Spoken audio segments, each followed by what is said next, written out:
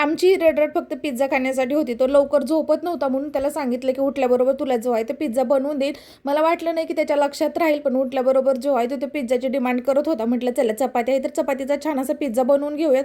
तर पहिलं केचप टाकलं, त्याच्यानंतर माझ्याकडनं पिझ्झा सॉस होता तो टाकला. त्याच्यावरतीच थोडंसं शिमला, टोमॅटो आणि कांदा जो आहे तो टाकून घेतला आणि त्याच्यावरती भरपूर सारं चीज टाकलं.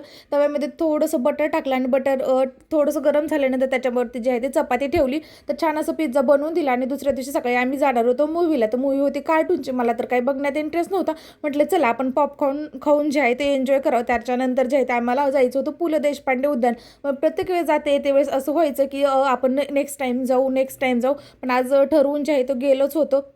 वेळ पण होता आणि संध्याकाळी 5-5:30च्या दरम्यान जे आहे ते आम्ही गेलो होतो. तर खूप छान आणि एकदम हिरवेगार जे आहे तो पु. ल. देशपांडे जे उद्यान आहे ना, ते आम्ही फर्स्ट टाईमच गेलो होतो तिथे खरं तर.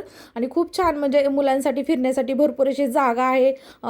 हिरवेगार आहे, पाणी वगैरे भरपूर आहे. फक्त खाण्यासाठी तिथं काही भेटत नाही आणि बाहेरून खाऊन म्हणजे काही घेऊन जायला अलाउड नाही आहे. त्याच्यानंतर तिथं ऋतूचा थोडासा डान्स झाला आणि संध्याकाळी घरी आलो. घरी आल्यानंतर थोडासा आराम वगैरे केला आणि संध्याकाळी म्हटलं चला बाहेरच थोडंसं जेवण वगैरे करायला जाऊयात. पहिलं तर छान असं त्रिमंदिरला जाऊन आलो. आता हे मंदिर आमच्या घराच्या जवळच आहे, त्याच्यामुळे मंदिरला गेलो. त्याच्यानंतर जेवण वगैरे करून बाहेर